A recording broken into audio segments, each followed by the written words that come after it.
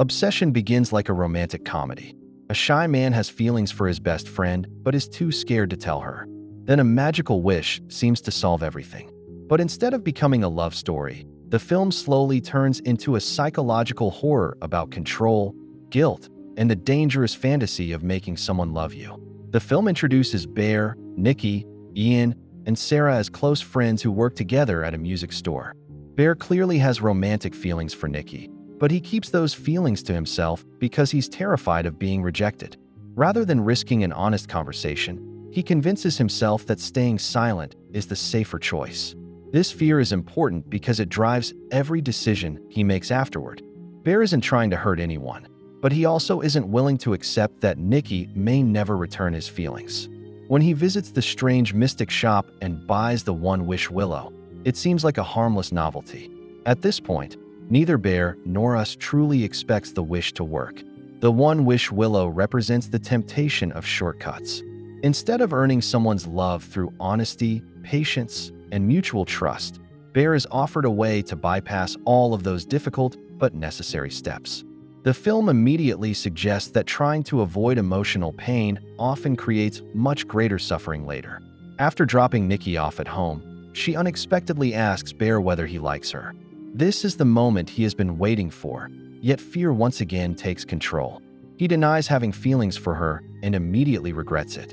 In frustration, Bear breaks the One Wish Willow and wishes for Nikki to love him more than anyone else in the world. Moments later, reality changes. Nikki suddenly returns, asks to stay at his house, and behaves as though she has always wanted to be with him. At first, everything seems perfect. Bear finally experiences the relationship he has always imagined. But the illusion quickly begins to crack when Nikki kisses him before suddenly screaming in terror and pushing him away. The wish may have changed her emotions, but it has not erased the real Nikki underneath. This scene introduces one of the film's most important ideas. Love can't be forced without damaging the person experiencing it. Nikki's sudden panic suggests that part of her real self is resisting the magical influence. Her mind is being pulled in two different directions, creating a conflict that only becomes worse as the story continues. The following morning becomes even stranger. Nikki creates a memorial using the remains of Bear's cat, after the cat accidentally dies from consuming oxycodone. Although she believes she's comforting Bear, her actions feel deeply unsettling instead of comforting.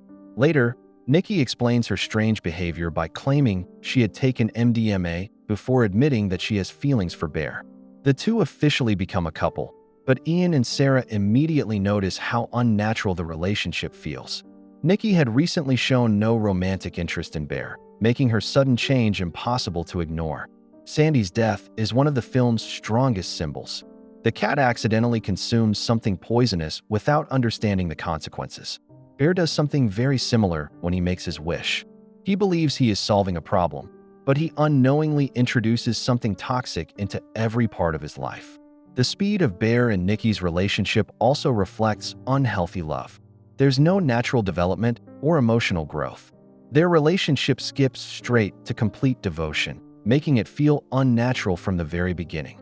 Ian eventually tells Bear that Nikki had recently admitted she wasn't interested in him romantically, and that her story about her dying father was completely fabricated. When Bear confronts Nikki, she becomes emotional, and he immediately backs down. Rather than demanding honesty, he chooses to ignore the warning signs because he's afraid of losing the relationship. That evening, Nikki watches Bear while he sleeps before accusing him of loving her less than she loves him. The next morning, she seals the front door shut with duct tape to stop him from leaving the house. Although Bear manages to escape and go to work, he discovers that Nikki has packed him a sandwich made from Sandy's remains. This shocking moment completely changes the tone of the film. What once looked like intense affection has become something horrifying.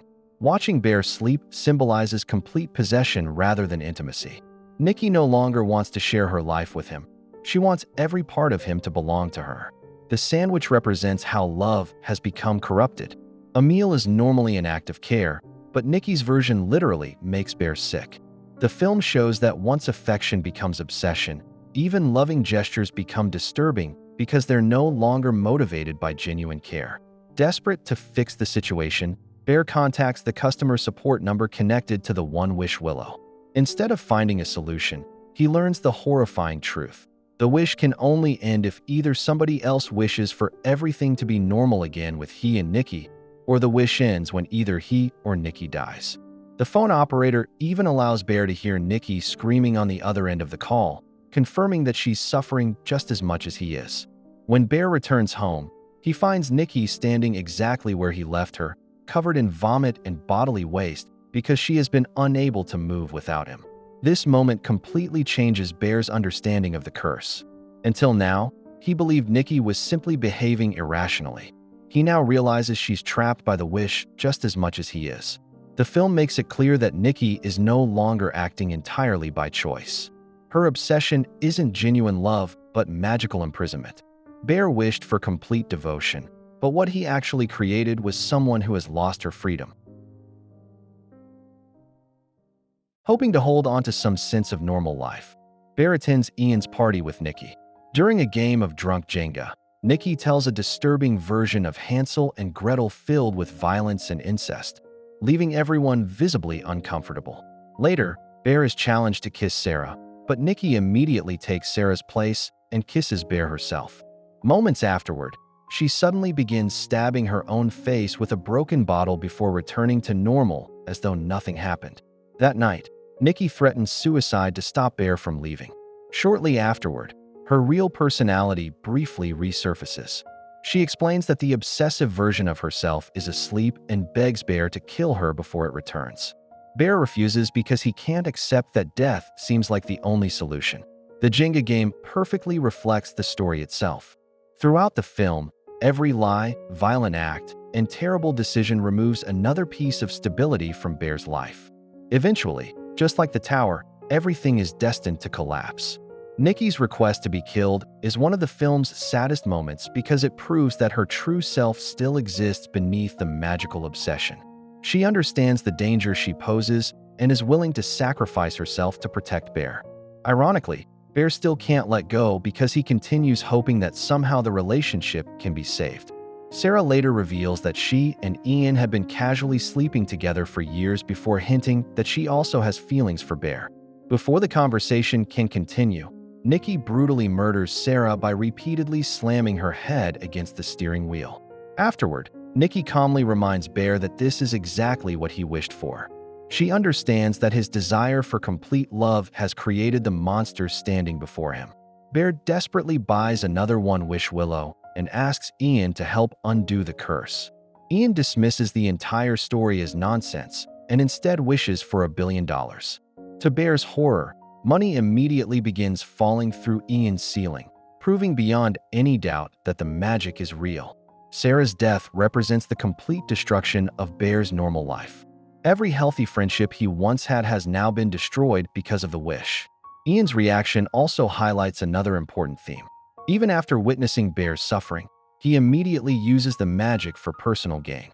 Like Bear before him, he believes he can enjoy the reward without suffering the consequences. When Bear returns home, he discovers Sarah's mutilated body and Nikki wearing Sarah's clothes. Her obsession has completely consumed her sense of identity. She threatens both herself and Bear with a gun before Ian unexpectedly arrives to celebrate his new fortune. Nikki immediately shoots him without hesitation. Realizing there's no escape, Bear locks himself inside the bathroom. Rather than using the gun, he swallows the same oxycodone that accidentally killed Sandy earlier in the film. Almost immediately, he regrets the decision and tries to force himself to vomit. Before he can save himself, Nikki uses the final One Wish Willow. She wishes for Bear to love her just as completely as she loves him. Under the influence of her wish, Bear calmly walks toward Nikki, kisses her willingly, and dies from the overdose. Only after his death does Nikki finally regain control of herself. Looking around at the bodies and destruction surrounding her, she collapses in grief, realizing everything that has happened. Bear's death completes the parallel established earlier with Sandy. Just as the cat unknowingly consumed poison, Bear poisoned his own life the moment he made the original wish. The overdose simply completes a tragedy that began much earlier. Nikki's final wish also mirrors Bear's first one. Bear stole Nikki's freedom because he wanted her love. Nikki unknowingly steals Bear's freedom for exactly the same reason. The film ends by showing that neither of them shares a genuine final kiss because both of their choices have been taken away. The final scene is heartbreaking because Nikki finally becomes herself again only after everyone she cared about is dead. Her breakdown isn't simply grief over Bear's death. It's grief over losing her own freedom and realizing that the curse destroyed every meaningful relationship in her life. Ultimately, Obsession argues that love only has value when both people freely choose it. The moment love becomes something that can be controlled or forced, it stops being love altogether and becomes possession. Bear's greatest mistake was believing he could avoid the pain of rejection. Instead, he created a nightmare where neither he nor Nikki was ever truly free. Make sure to like and subscribe if you enjoyed this video, and I will see you in the next one.